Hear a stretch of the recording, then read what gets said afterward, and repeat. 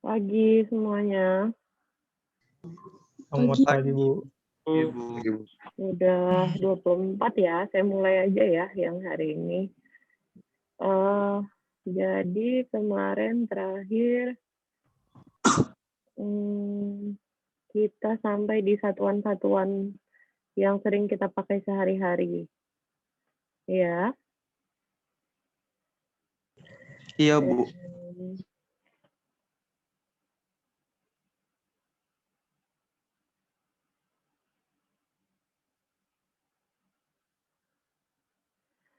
Jadi kalau satuan panjang, ini udah share screen kan? Udah kelihatan ya di kalian ya? Udah, Bu. Sudah. Oke. Jadi kalau misalnya kalian pakai satuan panjang, itu ada meter. Kalau satuan massa itu ada kilogram.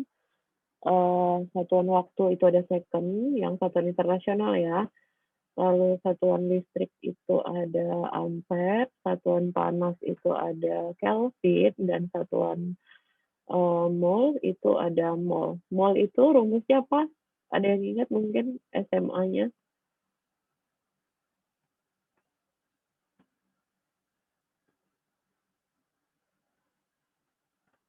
Yang mol, satuannya itu rumusnya apa? Gram per mr. Masih ingat waktu SMA ya?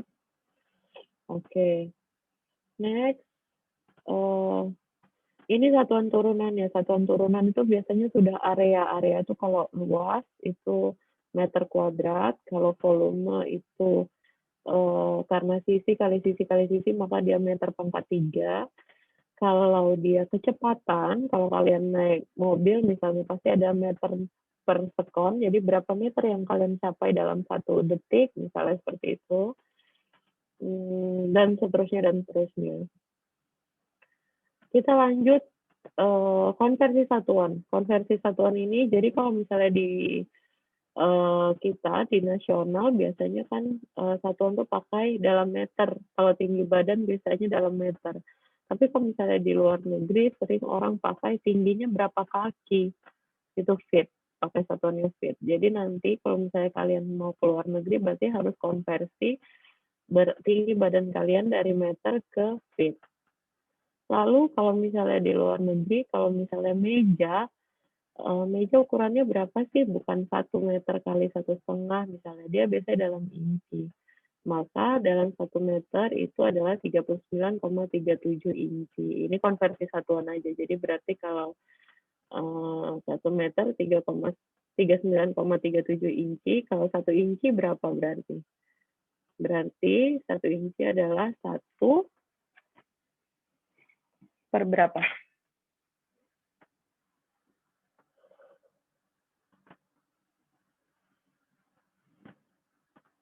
39,37. 1 per 39,37. Itulah yang dalam meternya nanti. Yang 1 inci itu berapa meter? Berarti 0,00 sekian. Itu juga kalau dikonversikan 12 inci itu sama dengan 0,3 meter. Jadi sepertiga meter, sekitar 30 cm, itu 1 inci. Itu 12 inci. Lanjut. Nah, ini yang kemarin saya sempat bahas, densitas. Densitas itu adalah ukuran perbandingan antara massa dengan volume. Jadi berat dengan volume, apakah sama dia? Kalau misalnya dia densitas air itu dianggap 1, maka 1 kilogram air sama dengan 1 liter air. Tapi andaikan dia kayak minyak, itu biasanya di 1,00 sekian. Berarti kalau misalnya 1 kilogram minyak itu beda dengan 1 liter minyak. Akan lebih menguntungkan di saat kalian belinya 1 kilogram minyak. Berarti itu hanya 0,93 kalau 1 kilogram minyak itu hanya 0,93 liter, makanya biasanya minyak dijual dalam kilogram dia. Kalau dalam liternya hanya 0,93. Jadi itu yang tidak signifikan tapi berbeda eh, jumlahnya antara minyak dengan air. Mana sih yang lebih rendah, Bu, densitasnya yang jauh di bawah air, densitasnya apa? Bensin, alkohol, enheksan. Yang sifat-sifatnya pelarut biasanya densitasnya di bawah 1. Makanya kalau kalian beli bensin, biasanya dalam liter kan, bukan dalam kilogram. Seperti itu. Jadi ini adalah satuan-satuan yang harus kalian ketahui. 1 kilogram nanti 1 kilogram per meter pangkat 3. Kilogram tadi satuan apa? Satuan massa. Meter pangkat 3 satuan apa? Satuan volume. Jadi massa per volume. Yang dimaksud dengan densitas itu rumusnya adalah massa per volume. Kalau dirubah menjadi gram per liter. Oke, next. Nah, sekarang kita masuk inti satuan operasi yang mau kalian pelajari. Kalau satuan operasi yang akan kalian pelajari, itu sebenarnya adalah satuan operasi yang ada di pabrik kelapa sawit yang mau kalian pelajari. Jadi bukan yang secara general aja, tapi udah lebih spesifik ke pabrik kelapa sawit yang mau kalian pelajari.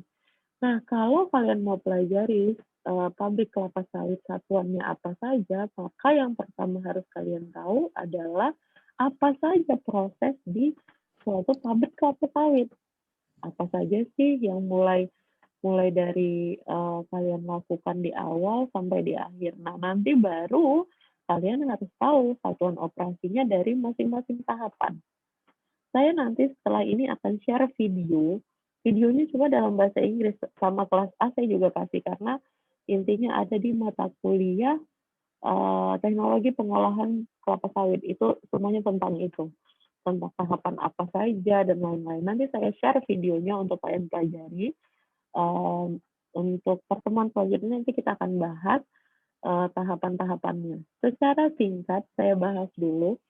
Kalian lihat di sini, ini ada crude palm oil milling processing. Jadi yang pertama ini dari perkebunan kelapa sawit, diambil buah sawitnya. Ini sering kalian lihat nih.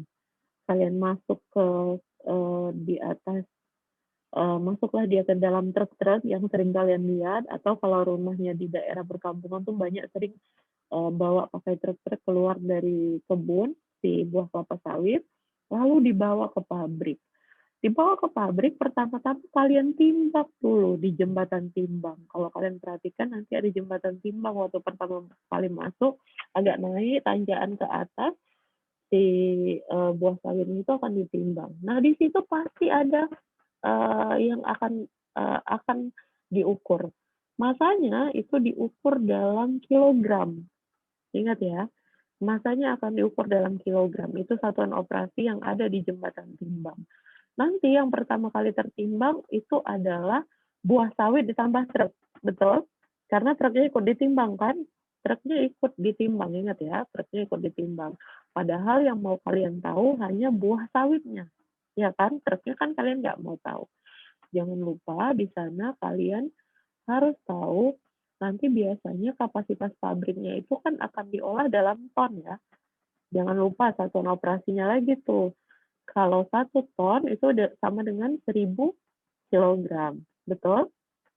1 ton sama dengan 1000 kilogram. Jadi maka kalau nanti kalian masukkan, kalian dapat 200, misalnya satu truk itu hanya dapat sawitnya 50 kilogram.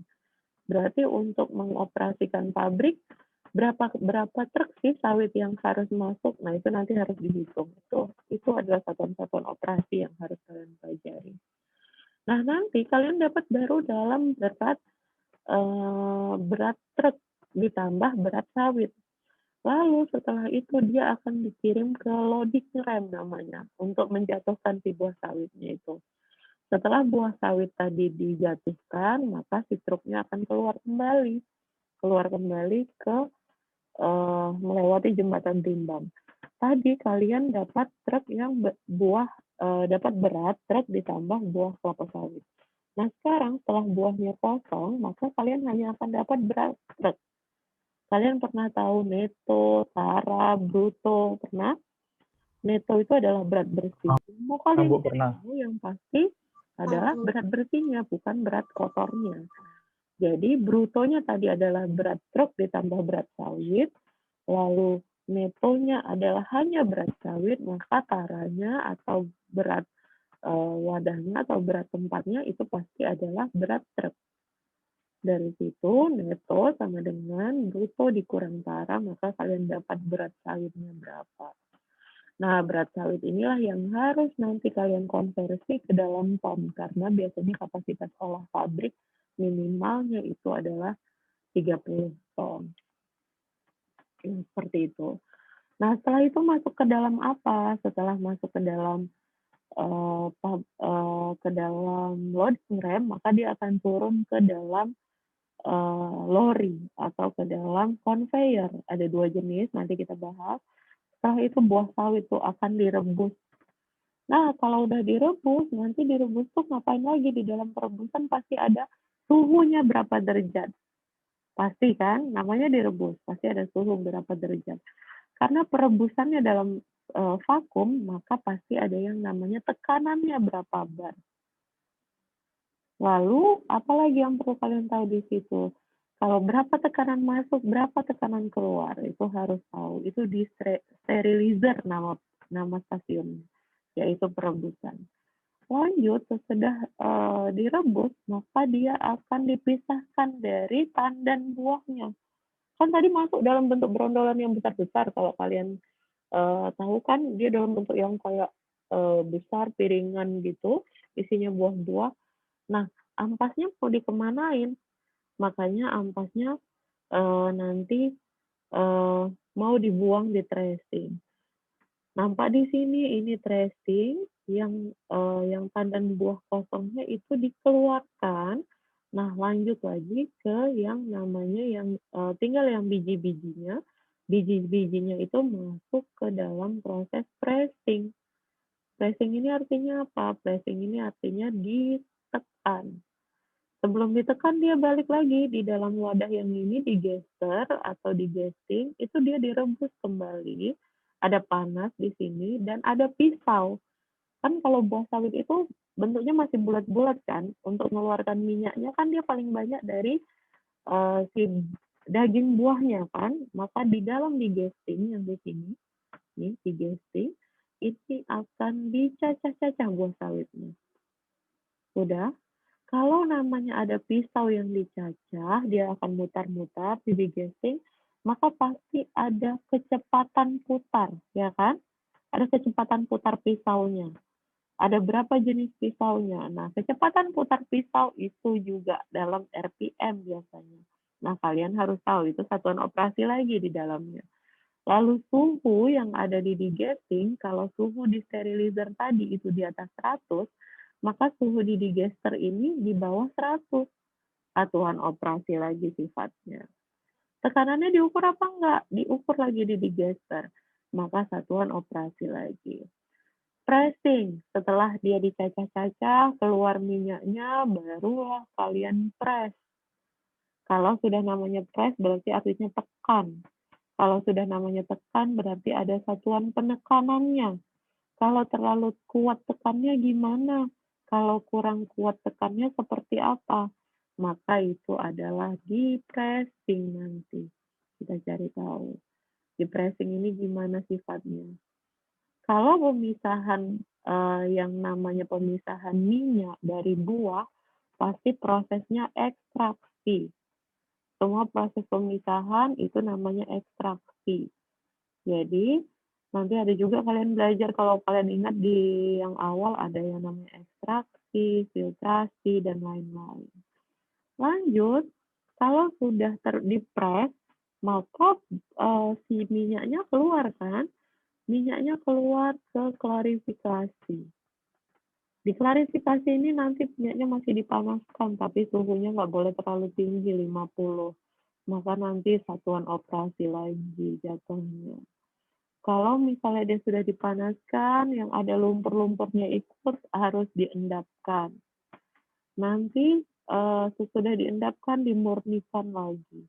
Setelah dimurnikan, dikeringkan. Pakai suhu, pakai panas, itu semua uh, satuan operasi lagi di dalamnya. Satuan-satuannya wajib kalian tahu dari setiap stasiun. Selanjutnya, sesudah dia jernih, nanti ada lagi satuan operasi yang namanya viskositas. Kalian pernah dengar viskositas itu kekentalan. Kalian mau minyak yang seperti apa sih? Seperti apa sih CPO yang kalian mau? Sorry, belum minyak ya. Kalian masih CPO di sini karena ini di pabrik kelapa sawit. Mau yang seperti apa sih kekentalannya? Kalau kalian pernah lihat iklan minyak, oh minyaknya bisa diminum. Pernah kan dulu, waktu zaman dulu tuh iklannya minyak goreng bisa diminum. Nah, kekentalan seperti apa? Berarti minyak goreng nggak boleh terlalu kental, tapi tidak boleh juga terlalu encer. Nah, makanya nanti viskositasnya balik lagi, ukurannya adalah densitas atau satuan operasi. Nah, makanya itu ada satu mata kuliah yang dibuat khusus untuk kalian. Udah, tadi yang keluar ke pressing itu adalah si yang biji buahnya, yang minyaknya. Nah, sekarang sisanya keluar kemana? Masuklah dia ke stasiun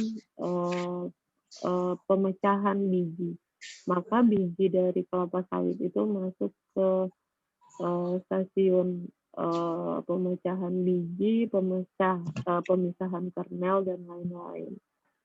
Nanti yang kernelnya dikemanakan, didistribusikan ke yang lain.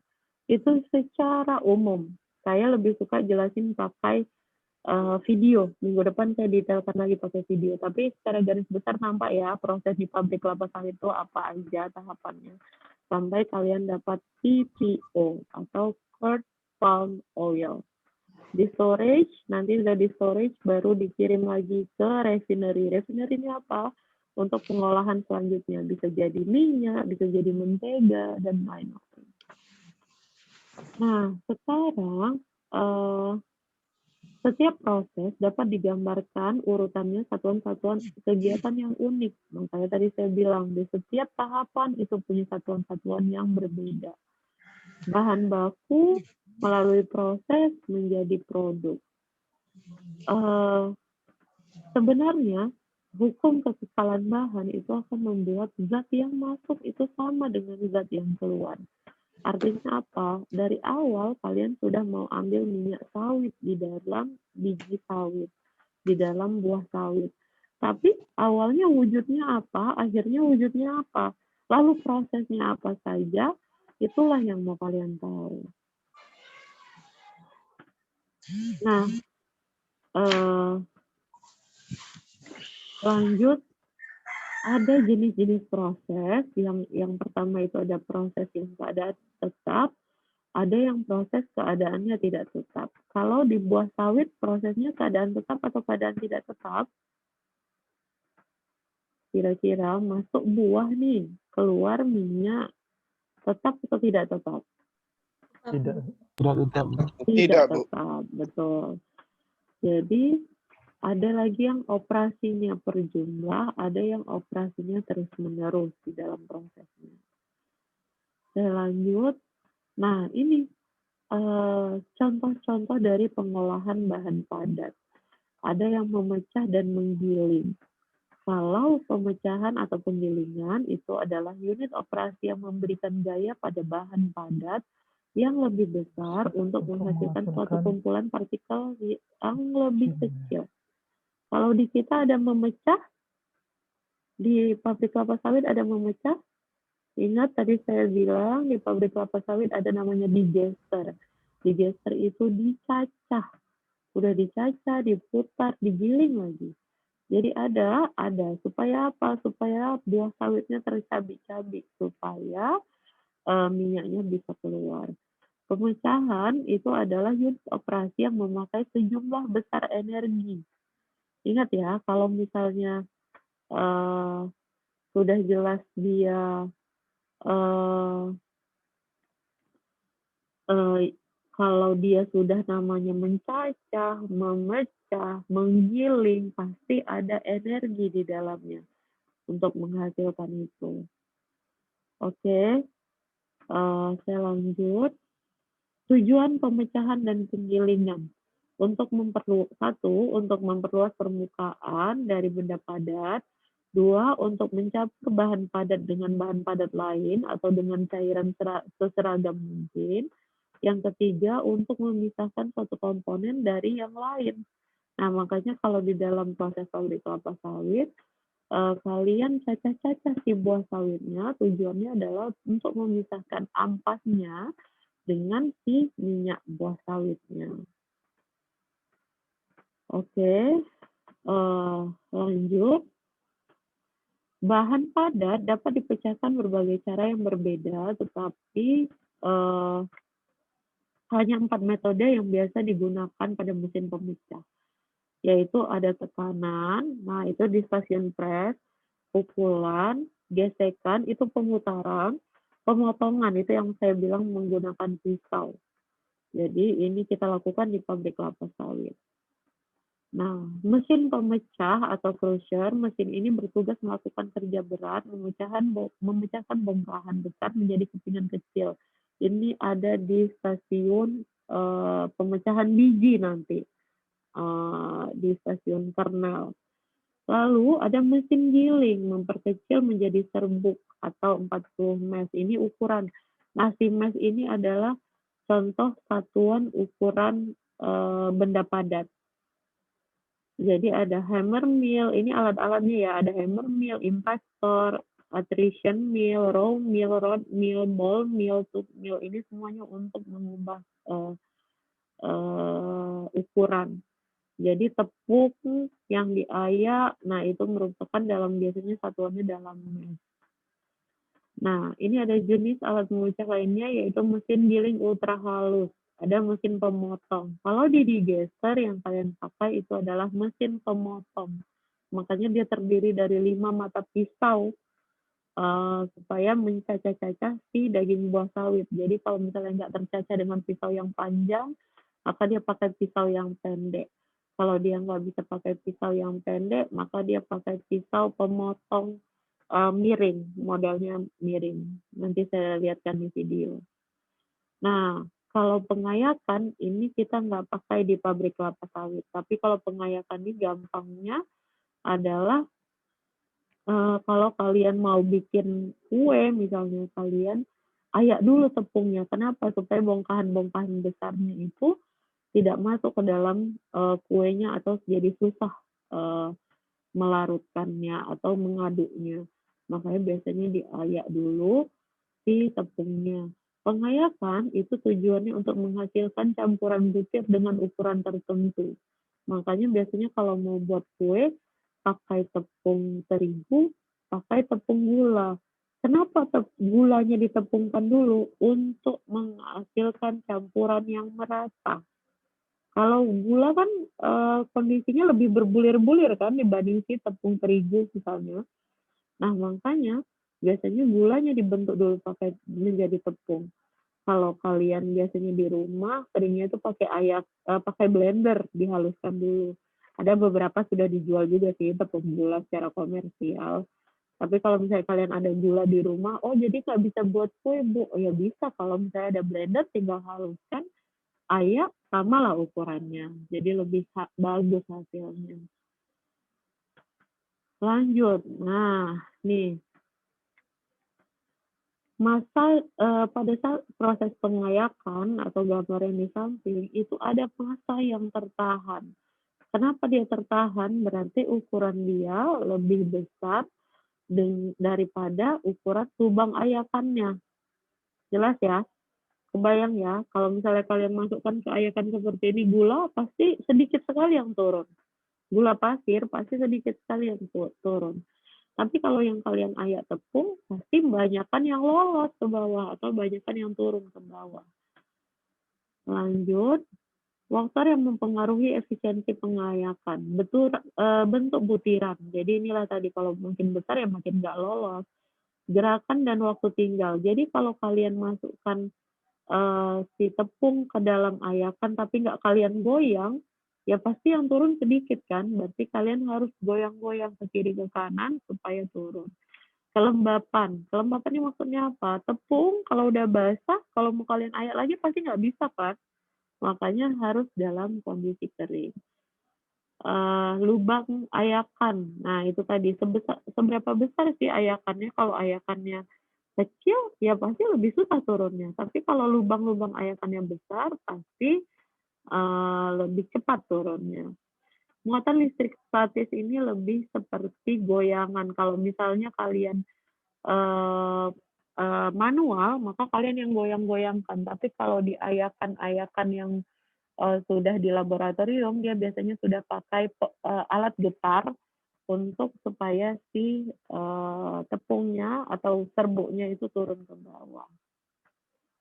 Ayakan itu biasanya berupa anyaman atau mata jala yang ukurannya dalam bentuk mesh, berbentuk persegi panjang atau bujur sangkar, berupa plat yang berlubang-lubang bulat atau bulat panjang, atau juga berupa kisi.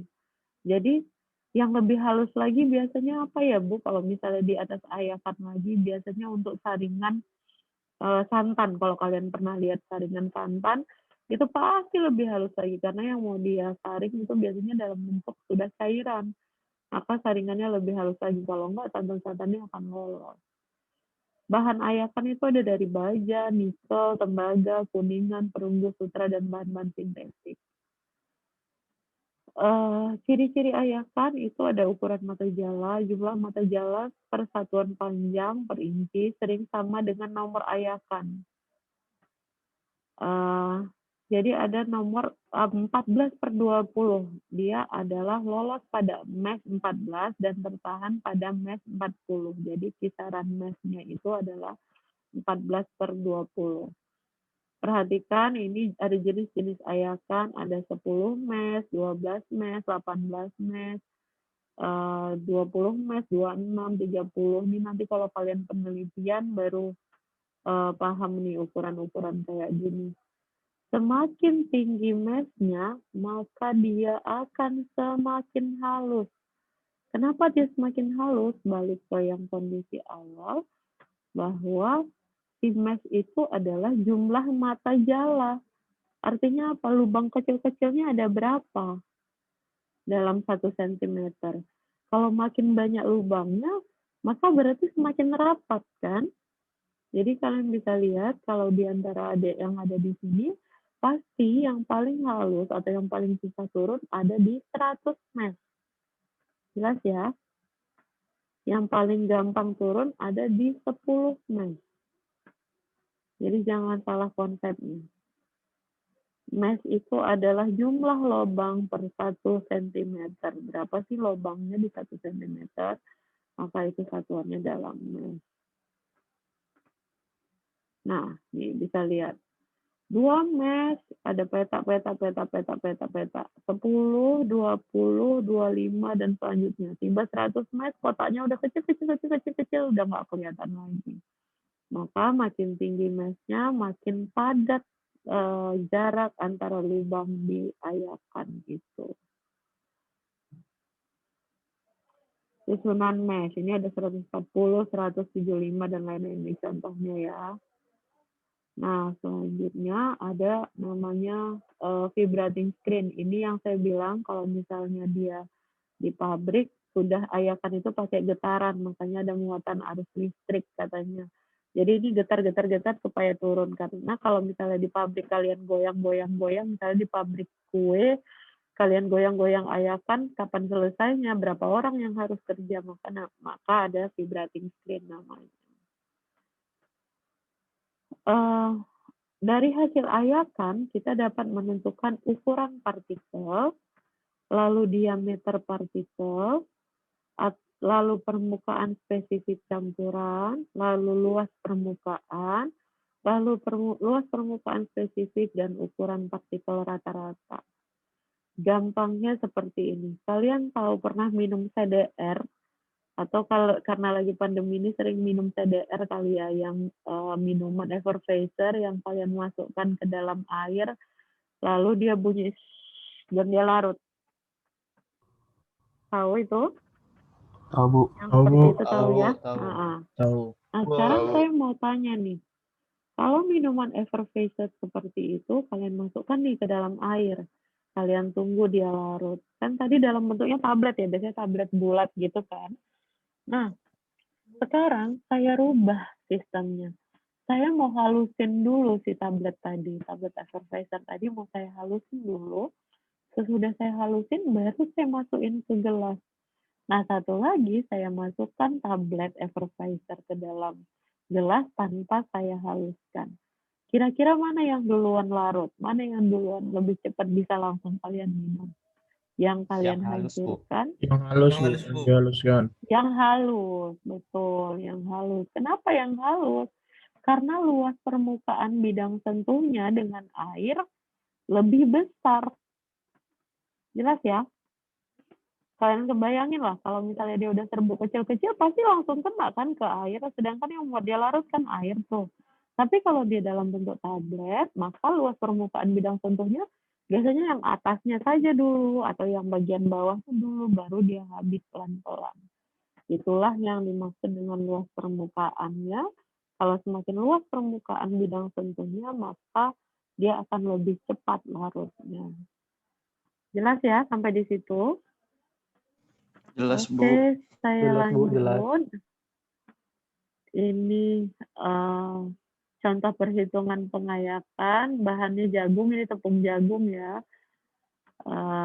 Ini ukuran-ukurannya. Setelah diayak, berapa yang tertahan, berapa yang lolos. Kalau ayakannya seperti ini ada konversi-konversinya. Nanti kalian bisa lihat berapa jumlah massa yang tertahan. Ini yang nggak turun berarti dari timbangan. Nanti bisa dihitung fraksi-fraksinya, fraksi dari massa yang tertahannya. Kita lanjut. Pemindahan bahan padat atau conveyor. Sistem conveyor adalah perangkat mekanis yang mengangkut material dengan usaha yang minimal. Conveyor terdiri dari bingkai yang menopang, roll, roda atau sabuk, tempat material dipindahkan dari satu tempat ke tempat lain. Conveyor itu apa sih gampangnya? Conveyor itu gampangnya satu, lift yang ada di supermarket. Kalau lift yang di supermarket, dia akan mengangkut material dengan usaha yang minimal. Apa maksudnya? Dia naik, turun, kita usahanya minimal, cuma letakkan, maka rodanya yang akan berputar naik, turun.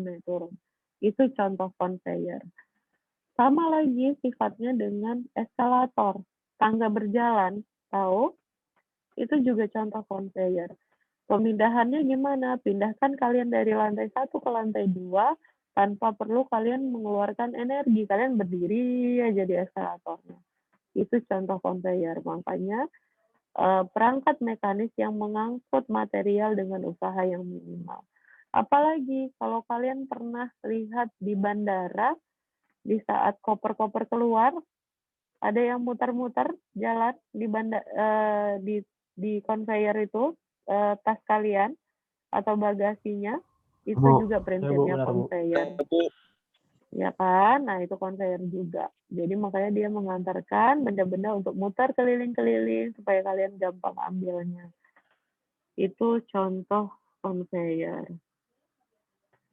Istilah-istilah di conveyor ada apa aja, makanya di pabrik kelapa sawit juga kayak gitu. Kalau misalnya kalian bayangkan, kalau kalian masukkan ada yang namanya tandan buah kelapa sawit, lalu kalian harus masukkan ke dalam perebusannya manual, maka berapa orang yang mau dimasukkan, lalu penuhlah pabrik kelapa sawit itu. Makanya dibuatkan dalam bentuk conveyor. Istilah di conveyor itu ada kapasitas muat per satuan panjang. Jadi misalnya dalam satu conveyor kalian letakkan 80 biji koper, misalnya conveyor yang ada di bandara. Maka pasti conveyornya itu nggak bisa jalan, nyendat. Makanya di conveyor itu ada kapasitas muat per satuan panjang. Panjangnya conveyornya berapa kilogram yang bisa diletakkan. Sama ada kapasitas beban maksimum. Kalau misalnya kalian letakkan lebih dari 1 ton, sedangkan conveyor itu kapasitasnya 80 ton, lebih dari 1 ton, tapi kalian letakkan misalnya 1,2 ton, maka conveyornya pasti nggak bisa jalan. Sama naik eskalator, kalau semua tangganya diisi, pasti geraknya jadi lebih pelan kan. dibandingkan kalau yang berdiri hanya 2 atau 3 orang. Nah, ada kecepatan sabuk atau build speed atau yang memiliki nilai kecepatan. Nah, sama seperti tadi, kalau kapasitasnya berlebihan, maka si conveyor-nya akan berjalannya lebih pelan. Maka itu adalah satuan-satuan di conveyor yang harus kalian tahu. Berapa sih boleh buah sawit yang jalan di conveyor? Nah, itulah satuan operasi yang harus kalian tahu. Berarti ada kapasitas muat per satuan panjang, ada berapa beban maksimum, kalau beban maksimum pasti dalam kilogram, lalu ada kecepatan, atau pasti dalam meter per sekon. Kita lanjut. Nah, ini adalah contoh-contoh conveyor yang banyak dipakai, yang dipakai di bandara ini, sabuk atau belt. Kalau misalnya yang ada yang jenisnya roll atau roller, ada roller bertenaga, ini rollernya yang pakai mesin, ada apron, ada transfer bola, ada magnetik. Ini yang paling sering dipakai di ini ya. Magnetik ini paling sering dipakai di pabrik kelapa sawit. Ada yang sistemnya buket. Ini pabrik kelapa sawit tipe baru nih banyak yang pakai sistem buket. Jadi dia kayak naik sistemnya ini. Jadi buah sawitnya masuk ke sini, ada yang masuk ke sini, masuk ke sini, masuk ke sini, masuk ke sini. Jadi nggak melimpah-limpah sifatnya, itu dalam bentuk buket. Ada yang sistemnya cut. Ini jarang sih, yang model silinder. Ini untuk sebenarnya yang si cut ini sistemnya untuk memperhemat ruang. Karena dia sistemnya silinder, melingkar. Ini masih banyak lagi yang lain, ada seret atau drag, ada overhead, ini adalah pelek mobil, ada vakum, ada screw, vertical, vibrating, walking beam, roda sabuk. Nah, ini belt conveyor, sistem penanganan yang menggunakan sabuk kontinu untuk memindahkan produk atau material. Sabuknya itu bisa dari bahannya karet, plastik, kulit, logam yang diperpanjang dalam satu lingkaran tanpa ujung antara dua ujung katrol.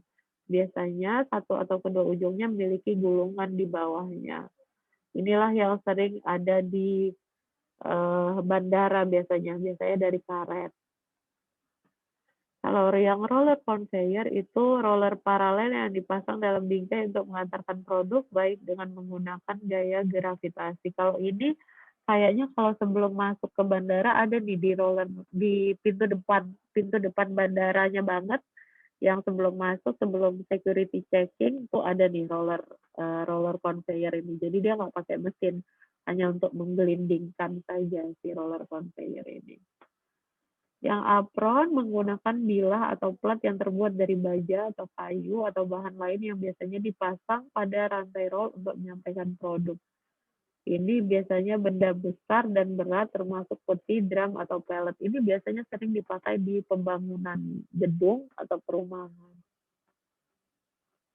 Ini transfer bola. Saya bahas. Ini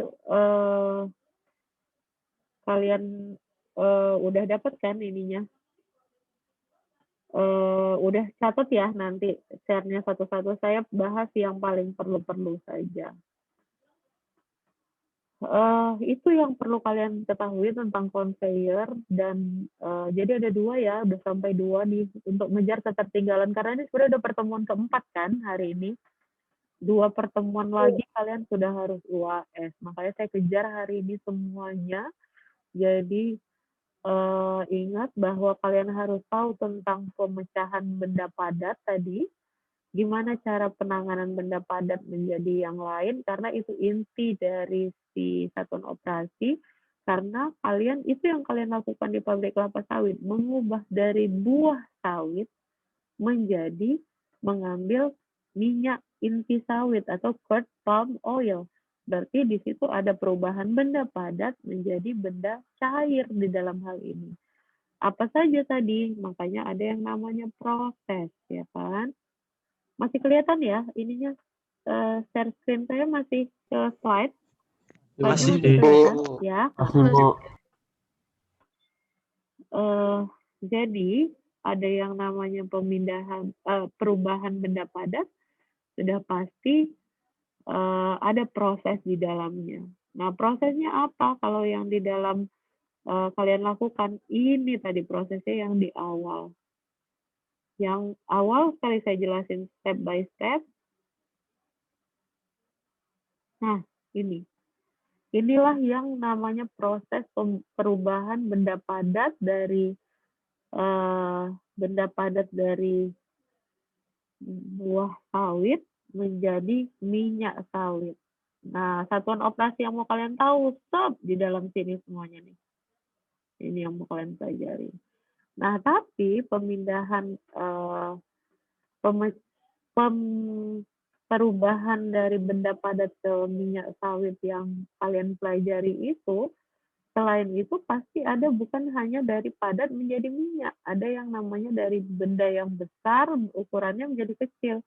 Kalau yang besar menjadi kecil apa tadi? Yang mana? Yang memecah dan menggiling. Jadi ada yang pengayakan namanya untuk memecah campuran butiran dengan ukuran yang besar menjadi ukuran yang kecil. Jangan lupa dalam pengayakan tadi ada mesh, satuan pengayakan, jadi makin kecil meshnya maka semakin rapat ukuran ayakannya. Lanjut lagi, kalau sudah di dalam proses operasi, satuan operasi di pabrik kelapa sawit, kalian butuh yang namanya conveyor, yaitu untuk pemindahan benda padat. Kalau udah jadi CPO bisa pakai conveyor, udah nggak bisa lagi pakai conveyor. Conveyor hanya pemindahan benda-benda yang padat. Apa saja jenis conveyor? Tadi saya udah jelasin satu-satu. Apa saja yang paling penting, yang pasti, yang sering ada di pabrik kelapa sawit itu ada sabuk, magnetik, dan bucket. Itu yang paling banyak dipakai di pabrik kelapa sawit. Jelas ya sampai di sini? Mas Bu. Nah, minggu depan kan saya belum kasih bahan nih. Nanti berarti saya punya 2 utang ke kalian. Yang pertama adalah bahan yang akan saya share via portal. Jadi cek nanti portalnya. Yang hari ini juga jangan lupa absen di portal, saya ingatin. Lalu yang selanjutnya saya akan share video. Ya, videonya akan saya share via WhatsApp group nanti saya share. Jelas? Ada yang mau ditanya dulu? Ini video ngajar ini prosesnya kan saya rekam ya. Jadi nanti saya akan share karena absen juga saya mau lihat nih dari sini karena saya lihat nih ada beberapa tadi yang di rekaman saya nih videonya nggak aktif atau siapa yang ada siapa yang nggak ada nanti saya cek. Tapi video ngajar ini nanti mau saya upload mungkin di Google Drive, mungkin di YouTube. Jadi kalian bisa nonton ulang. Jadi kalian bisa pelajari lagi kalau mungkin ada yang kurang jelas. Oke, sampai di situ ada yang mau nanya dulu? Atau cukup jelas semuanya?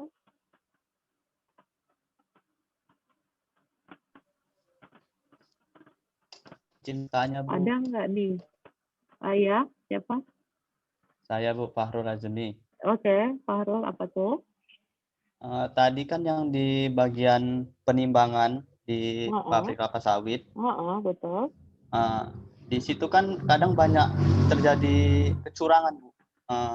Para supir truk kadang disiram pakai air apanya kan sawitnya biar lebih berat. Bagaimana cara pabrik itu mengatasi itu, Bu, supaya tidak terjadi kerugian, Bu? Betul. Di dalam kondisi-kondisi pasti banyak sekali kecurangan-kecurangan yang mungkin terjadi. Sama seperti kalau misalnya kalian udah keluar dalam bentuk CPO, sering juga si supir truk itu curi-curi untuk ngambil CPO gitu. Nah, apa yang bisa dilakukan? Di jembatan timbang, itu yang pertama dilakukan adalah pas truk masuk, maka dimintakan surat jalannya. Dia biasa dari kebun kan ada surat jalan tuh. Ada surat jalan dari kebunnya. Bahwa mandor kebun itu akan mengirimkan bahwa plat sekian, sopirnya sekian, berangkat dari kebun jam sekian, sampai di pabrik jam sekian, itu ada di infonya, sorry, sampai di pabrik enggak, tapi info berangkatnya ada. Nah, masuk akalkah jamnya, itu akan dievaluasi nanti. Misalnya, jarak dari pabrik ke kebun hanya 10 kilometer. Udah, dia berangkat dari kebun jam 8 pagi. Tiba-tiba dia baru sampai di pabrik jam 12 siang. Sedangkan laporan dari mandor pabriknya itu jam 8 pagi dia udah gerak dari kebun. Jaraknya cuma 10 kilo. Tidak terjadi tabrakan, pecah ban, dan lain-lain. Masuk akalkah dia datang sampai di pabrik jam 12? Rasanya harusnya setengah 9 juga dia udah sampai di pabrik kan? Nah, itu dicatat semua di jembatan timbang. Jam berapa dia masuk, jam berapa dia datang, dari kebun mana dia asalnya, itu semua dicatat oleh operator di jembatan timbang. Sudah? Makanya di jembatan timbang itu plat harus dicatat. Kenapa tujuannya? Nanti truk yang keluar yang dicatat itu lagi. Sudah, setelah nanti di jembatan timbang buahnya mungkin basah atau gimana, kayak disiram air, masuk ke dalam loading rem. Di loading rem itu ada operatornya. Maka buah yang turun itu diterima oleh operator loading rem, itu akan disortasi lagi.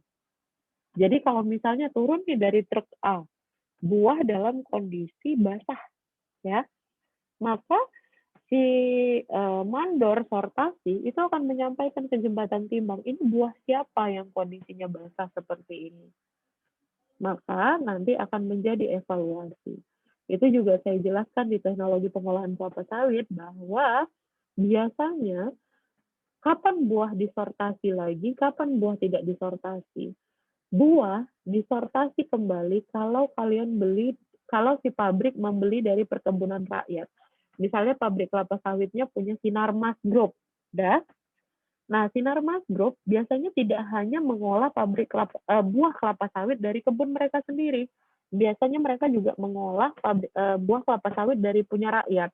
Kalau misalnya kalian punya kebun lah 1-2 hektar, biasanya buah sawitnya kalian jual ke pabrik kan. Nah, kapan buah sawit disortasi lagi? Itu saat buah sawitnya dari perkebunan rakyat. Kenapa? Si pabrik juga nggak berani jamin bahwa si rakyat-rakyat ini jujur jual buah sawitnya. Tahunya buah sawitnya bukan hanya disiram air tuh yang sering. Tahunya buah sawitnya udah lewat matang, udah mau busuk. Itu sering juga tuh. Yang kayak gitu, di atas ditaruh yang bagus-bagus, di bawahnya ternyata buahnya udah mau busuk. Itu sering terjadi. Makanya nanti di pintu jembatan timbang ada pencegahan, di loading rem ada lagi pencegahan. Seperti itu ya. Siapa tadi Fahrul? Ada Ya, Bu. lagi Terima kasih, yang Bu. lain? Iya. Ada lagi yang lain? Ya karena memang yang tentang teknologi pengolahan kelapa sawit itu menarik. Agung. Izin Ya. bertanya, Bu. Iya. Itu kan di proses pressing tadi, Bu. Kan yang ditekan cuma dagingnya aja ya, Bu? Maksudnya kayak inti sawit sama cangkangnya itu jadi dikemanakan gitu, Bu? Masuk ke stasiun kernel. Lain gitu? Masuk ke kernel, stasiun kernel. Nah, jadi dia terpisah, nanti dia masuk ke stasiun kernel. Biasanya kernel dan biji sawit itu dijual lagi. Tapi setelah dipecahkan ya, jadi inti sawit sama pemecahan kernelnya itu udah dipisahkan, nanti dijual kembali. Makanya emang enaknya pakai video deh kita nanti. Ya, jadi saya bisa detail jelasin, nampak tuh prosesnya. Saya paham nih anak 2020 belum pernah masuk pabrik kelapa sawit kan, jadi kalian masih, aduh kayak mana ya kira-kira gimana ya nampaknya. Jadi nanti saya share videonya, minggu depan kita bahas, tapi jangan lupa materi inti kita ada di satuan-satuan di dalamnya, ya. Berapa suhu, karena kita pakai semua suhu dalam Celsius kan. Tiba kalian nanti ke luar negeri, ke Kelvin dia, nggak tahu Celsiusnya berapa. Gimana konversinya, nah itulah intinya yang nanti kita mau pelajari. Oke, sampai di sini jelas ya semuanya. Semoga kita masih bisa ngejar di 2 pertemuan lagi untuk sebelum meet, jadi meet-nya sudah lebih mudah buat kalian. Itu saja dulu dari saya. Terima kasih perhatiannya. Semoga dalam 1 jam nih, dapat 1 jam informasi yang saya berikan bisa menjadi masukan buat kalian. Jelas mata kuliah yang di awal ini merupakan mata kuliah inti yang harus kalian wajib tahu supaya nanti ke depannya jadi lebih mudah dalam pengerjaan tugas-tugas kalian selanjutnya. Terima kasih ya perhatiannya. Jadi nanti saya bisa cek juga dari recordingnya. Nanti recordingnya saya share juga ke kalian ya. Terima kasih semuanya. Saya end meetingnya. Sampai ketemu di pertemuan selanjutnya. Assalamualaikum warahmatullahi wabarakatuh. Terima kasih Bu. warahmatullahi wabarakatuh. Waalaikumsalam. Terima kasih. Selamat pagi Bu. Wabarakatuh. Pagi. Salam sehat Bu. Yuk.